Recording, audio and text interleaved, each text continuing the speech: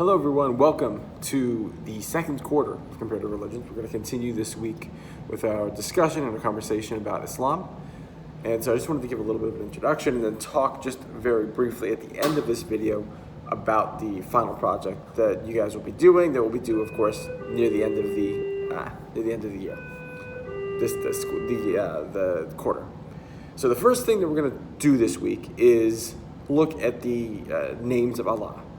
There are in Islam sort of 99 names of Allah, and I want you to kind of go through them. You'll see there's an assignment where you're looking at them, you're kind of reading through, and I want you to, in addition to reading a summary of some of the chapters of the Quran, I want you to be sort of thinking about and looking at and sort of deciding which of the names of Allah you kind of most identify with, which you like, which you think is perhaps your favorite.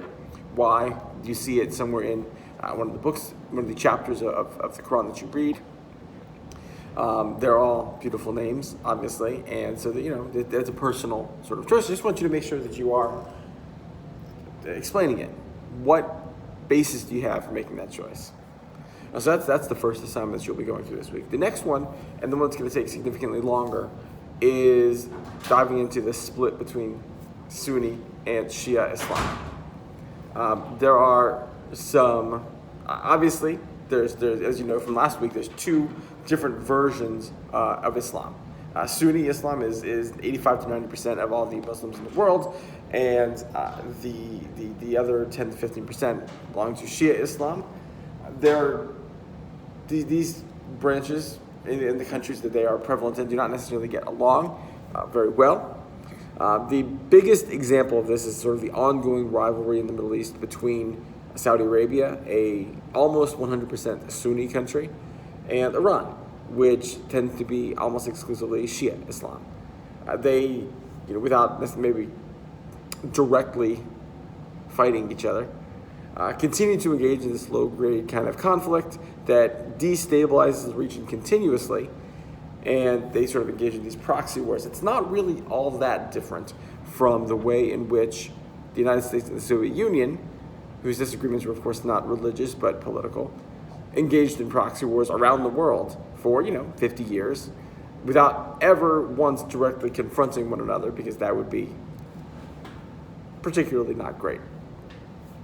So in this assignment, you will first, there's a video that you're going to watch. It's very good. It's about 25 minutes long.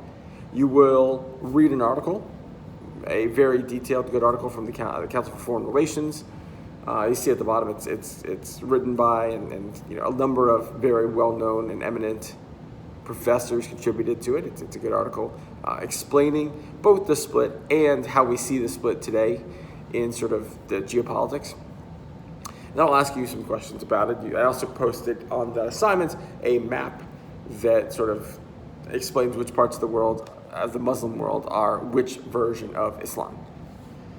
So you have that. The other thing that I want to talk about and sort of introduce is your final project. You won't have an exam in this class, but what I will ask you to do is a final project.